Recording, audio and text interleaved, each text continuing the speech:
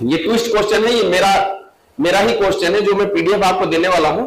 उन पीडीएफ में ये क्वेश्चंस हैं, तो इसको मैं अभी भी उठा के थोड़ा सा अपलोड किया, क्योंकि मैं अभी टेस्ट ऑर्गेनाइज नहीं कर पा रहा हूं। तो वो क्वेश्चन खास करके जो थोड़ा सा सोचने वाला क्वेश्चन है उसको मैं यहाँ पे अपलोड किया हूं। ठीक है, तो आज लगभग 1 घंटे के अंदर हम ये 40 क्वेश्चंस को डिस्कशन करेंगे। तो सबसे पहले वो क्वेश्चन को डिस्कशन करेंगे जो क्वेश्चन थोड़ा सा सोचने वाला ज्यादा है। ओके, 30 नंबर क्वेश्चन दिया है, ड्रिल के किस भाग को ग्राइंड करके लिप क्लियरेंस एंगल बनाते हैं।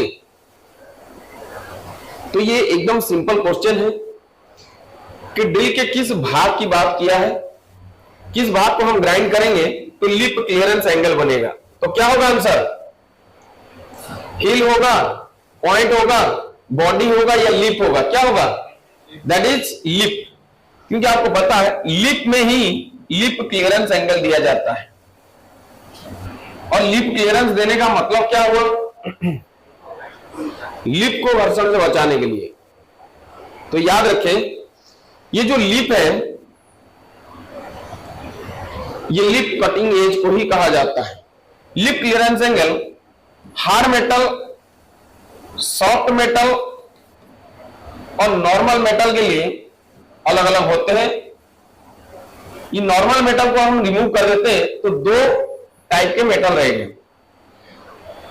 ठीक है, तो क्या हुआ, क्लियरेंस एंगल को, लिप क्लियरेंस एंगल को जितने ज्यादा हार्ड मेटल है लिप क्लियरेंस एंगल उतना लेस होगा, जितना सॉफ्ट मेटल है लिप क्लियरेंस एंगल उतना ज्यादा होगा।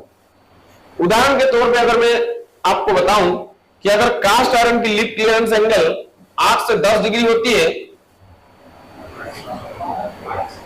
ठीक है, तो माइल्ड स्टील के लिए ये लिप क्लियरेंस एंगल 12 से 15 डिग्री होगा। क्लियर हो गया? नेक्स्ट क्वेश्चन, चलिए नेक्स्ट क्वेश्चन देखिए। नेक्स्ट क्वेश्चन है, वही क्वेश्चन है, कोई असुविधा नहीं है। क्वेश्चन ये है कि हमारा कास्ट आयरन के लिए ड्रिल की लिप एंगल कितनी रखी जाती है? क्या होगा? 8 से 10 डिग्री। अभी अभी मैं बताया, ये 8 से 10 डिग्री जो है ये कास्ट आयरन के लिए या फॉर्ज स्टील के लिए या कास्ट स्टील के लिए 8 से 10।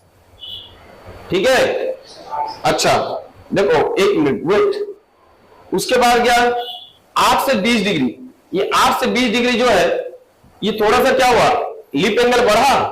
लिप एंगल बढ़ा मतलब थोड़ा सा सॉफ्ट। ठीक है, थोड़ा सा soft, that means cast iron से थोड़ा सॉफ्ट मेटल, जैसे कि मीडियम कार्बन स्टील हो गया, हाई कार्बन स्टील हो गया, ये हो गया 8 से 20। आपको पता है निमी के अकॉर्डिंग टू निमी यह कहता है कि total lip clearance angle minimum 8 degree, minimum 8 degree और मैक्सिमम कितना रेंज चाहिए?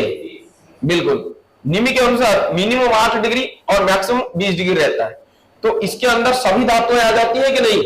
बस 12 से 15 डिग्री पर माइल्ड स्टील और 8 से 12 डिग्री ये निमी के अकॉर्डिंग माइल्ड स्टील का है। क्लियर हो गया? क्लियर हो गया? ओके, चलिए नेक्स्ट क्वेश्चन देखते हैं। नेक्स्ट क्वेश्चन है 32 नंबर। देखो, साधारण ड्रिल के किस भाग को हार्ड एंड टेम्पर करने की आवश्यकता नहीं होती है? देखो यहां पूछा है आवश्यकता नहीं है, तो ध्यान रहे ड्रिल के किस भाग को हार्ड एंड टेम्पर किया जाता है, किस भाग को नहीं किया जाता है, इसको जानना जरूरी है। ड्रिल एक कटिंग एज है तो बनी बात है इसके पॉइंट को हार्ड एंड टेम्पर किया जाएगा, ये किया जाएगा।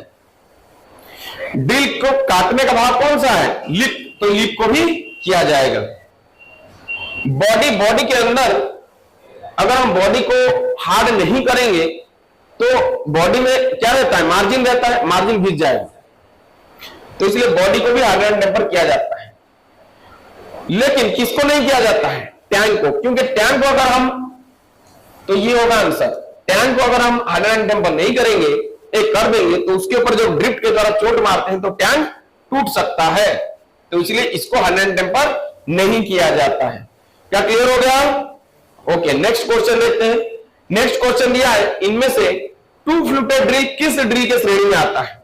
देखिए टू फ्लूटेड ड्रिल, ये नाम है फ्लूटेड, बट ये फ्लूट के अकॉर्डिंग नहीं आता है। फ्लूट के अकॉर्डिंग दो ड्रिल आते हैं, एक होता है स्ट्रेट और एक होता है ट्विस्ट, और इसी ट्विस्ट को हम स्पाइरल भी कहते हैं, कल बताया था। ठीक है, कभी कभी एक एक ऑथर लिखे हैं कि स्पाइरल ड्रिल अलग होती है, बट हमें याद रखना है ट्विस्ट ही स्पाइरल होती है। तो जो मल्टीफ्लूटेड ड्रिल होती है, ये मल्टीफ्लूटेड ड्रिल इसी स्पाइरल ड्रिल के अंतर्गत आती है, इसको स्पाइरल ड्रिल फ्लूटेड भी कहते हैं। ठीक है, तो ये किसके अनुसार होगा? सैंड के अनुसार नहीं है। सैंड के अनुसार दो प्रकार की ड्रिल होती है, तीन प्रकार की, स्ट्रेट सैंड होती है, टेपर सैंड होती है, रैचेट या स्क्वायर सैंड होती है। तो सैंड के अनुसार तो नहीं है, तो क्या होगा? अकॉर्डिंग टू शेप, आकार के अनुसार, कल मैं बताया था आकार के अनुसार इस प्रकार के ड्रिल होती है। जैसे कि आपको ऑयल होल ड्रिल हो गया, मल्टीफ्लूटेड ड्रिल हो गया, जिसको कोर ड्रिल भी बोलते हैं। तो इस प्रकार की हमारे ड्रिल की स्पेसिफिकेशन या कैटेगराइज किया जाता है। नेक्स्ट क्वेश्चन देखो, इनमें से सबसे अधिक कटिंग स्पीड किस धातु के लिए रखी जाती है? तो आपको पता है यहां पे कि जितना अधिक सॉफ्ट मेटल होगा उसके लिए कटिंग स्पीड उतना ज्यादा होता है, जितना हार्ड धातु होगा उसके लिए कटिंग स्पीड उतना कम होता है।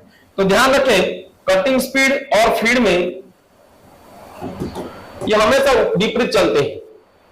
जिस धातु के लिए कटिंग स्पीड ज्यादा उस धातु के लिए फीड कम, जिस धातु के लिए कटिंग स्पीड कम उस धातु के लिए फीड ज्यादा, ये हमेशा विपरीत होते हैं। ये लेस होता है तो ये मोर होता है, और ये मोर होता है तो ये लेस होता है।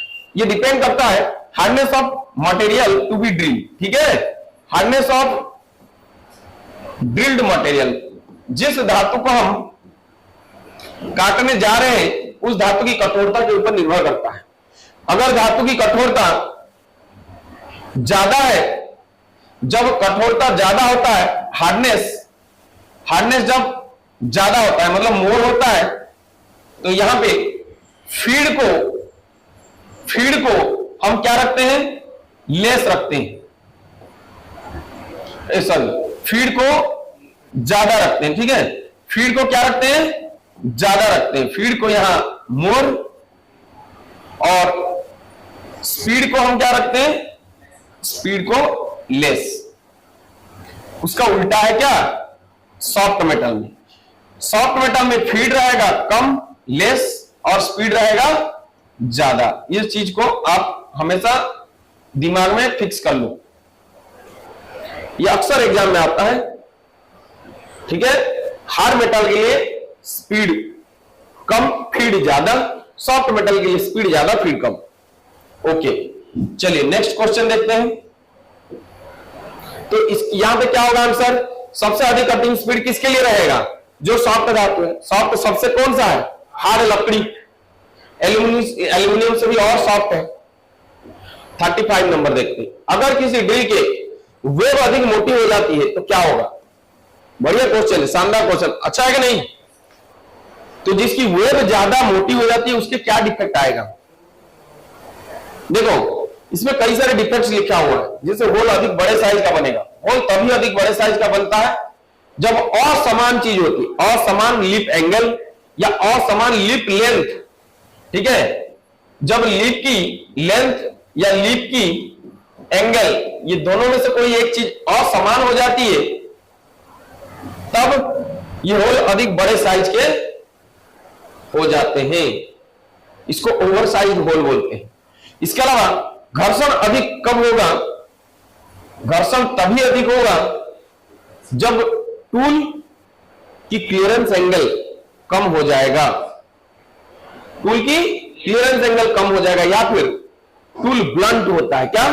टूल ब्लंट होता है, धार नहीं होता है, तो घर्षण होगा कि नहीं होगा? इसके अलावा अगर ड्रिल की अलाइनमेंट सही नहीं है तो बॉडी टकराएगा, तो क्या होगा? घर्षण अधिक होगा। अधिक बल कब लगेगा?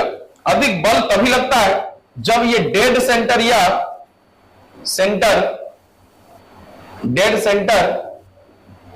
वेब, ठीक है, मोटी हो जाती है, अधिक थिक हो जाती है। तो इसका आंसर क्या होगा? ये। ठीक है, ओके।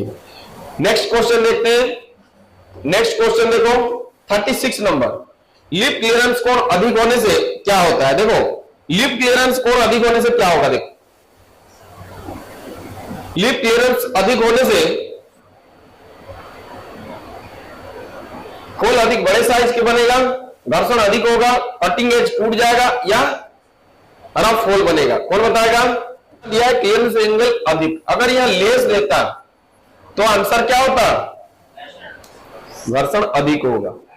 अगर यह अधिक दिया है तो ये टूटेगा, तो आंसर होगा ये। ठीक है, चलिए ओके। अब देखते हैं नेक्स्ट।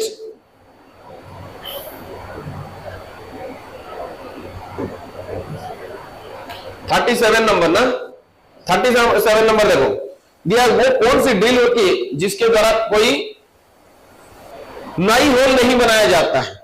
देखो ये कितना शानदार क्वेश्चन है। नई होल नहीं बनाया जाता है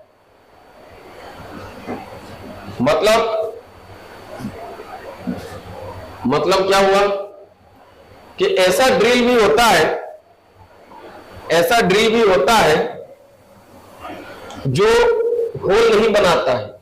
सोचो, ऐसा ड्रिल भी होता है जो होल नहीं बनाता है।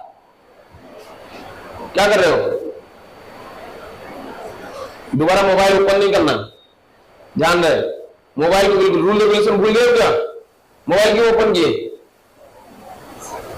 दोबारा ओपन कर दिखना नहीं चाहिए मुझे मोबाइल। तो क्या होगा जल्दी बताओ, आंसर क्या होगा? Centre drill. गलत हो गया। सेंटर ड्रिल में तो नए वस्तु में हम ड्रिल मारते हैं, तभी जाके हम क्या करते हैं? टेल स्टॉक की सेंटर को हम उसमें फिक्स करते हैं। सेंटर ड्रिल की ड्रिल पॉइंट कितना होता है? 120 डिग्री। सेंटर ड्रिल मतलब होता है combination drill. Drilling and countersinking दो ऑपरेशन कर सकते हैं। एक ड्रिल एंड काउंटर सिंक का एक कॉम्बिनेशन टूल होता है। जो ड्रिल का पॉइंट होता है वो 120 डिग्री होता है, काउंटर सिंक का 60 डिग्री होता है। तो ये गलत हो जाएगा। तो क्या होगा? वो कौन सी ड्रिल होती है जिसके द्वारा कोई नई होल नहीं बनाई जाती है? That is core drill. इस कोर ड्रिल को मल्टीफ्लूटेड ड्रिल भी बोलते हैं। क्या? मल्टीफ्लूटेड ड्रिल भी बोलते हैं। तो इसके द्वारा फिर क्या किया जाता है? बड़ी ध्यान से सुनना। ड्रिल में से एक इस प्रकार की ड्रिल यह है जो कि शेप ऑफ ड्रिल के अंतर्गत आता है। पूरे ड्रिल के कैटेगरी में यह एकमात्र ड्रिल है जो छिद्र नई सिरे से नहीं करता है। इस प्रकार के ड्रिल रीमर की तरह कार्य करता है। प्रीवियस ड्रिल्ड होल को यह बड़ा करता है या एनलार्ज करता है। ठीक है, इसको बोलते हैं हम कोर ड्रिल। ध्यान रखिएगा। चलिए नेक्स्ट क्वेश्चन देखते हैं। नेक्स्ट क्वेश्चन, तो नेक्स्ट क्वेश्चन हमारा ये कितना नंबर था? 37 था ना। चलिए 38 नंबर देखते हैं। ड्रिल का व्यास मिलीमीटर में हो तो कटिंग स्पीड को मापा जाता है किसमें? बहुत बढ़िया, दैट इज मीटर प्रति मिनट। अगर यहां व्यास मिलीमीटर के बदले इंच हो जाता तो फुट प्रति मिनट। ये चीज को कल मैं बताया था, इस चीज को आप क्लियर हो जाना। क्लियर है क्या? नेक्स्ट देखते हैं 39 नंबर। 39 नंबर देखो, 39 नंबर दिया है 50 मिलीमीटर से अधिक साइज के ड्रिल के व्यास किस अंतराल पर हमें मिलता है? मतलब अगर मेरा ड्रिल का साइज है 55 mm मेरा ड्रिल का साइज मेरे पास है, तो 55 के बाद जो साइज मिलेगा वो किस साइज में मिलेगा? क्या 56 साइज में ड्रिल मिलता है? क्या 55 से मिल रहा है तो डायरेक्ट 60 में मिलेगा, या 55 के बाद डायरेक्ट 70 में मिलेगा, या 55.3 में मिलेगा, या 55.5 में मिलेगा? तो ध्यान रखें, अगर आपका ड्रिल 50 mm से ऊपर है तो नेक्स्ट जो ड्रिल्स मिलेंगे वो 1 mm के अधिक साइज में मिलेंगे। मतलब नेक्स्ट साइज 56 मिलेगा, 57 मिलेगा। और 100 mm से जब ऊपर हो जाता है ड्रिल का साइज तो 5-5 mm बढ़ते जाता है। ये चीज को नोट कर लो। हो गया। नेक्स्ट क्वेश्चन देखते हैं 40 नंबर। फीड देने के लिए इनमें से किसका विचार में नहीं लिया जाता। कल मैं बताया था, ध्यान रखो, मैं बताया था कि फीड का जो फॉर्मूला होता है, डिनोट किया जाता है, उसको एफ से दर्शाया जाता है। F is equal to L upon T N होता है। Here L is equal to length, L किसको डिनोट करता है, लेंथ को, और टी टाइम को, और एन आरपीएम को। तो इन तीनों के अलावा जो नहीं है वही है, तो कौन होगा, dia, that is answer. Feed देने के लिए हम डी की डाया को गिनती में नहीं लेते हैं। क्लियर हो गया। 10 क्वेश्चन बहुत इंपॉर्टेंट क्वेश्चंस थे और इनको मैं अभी आप लोगों के सामने क्लियर कर दिया।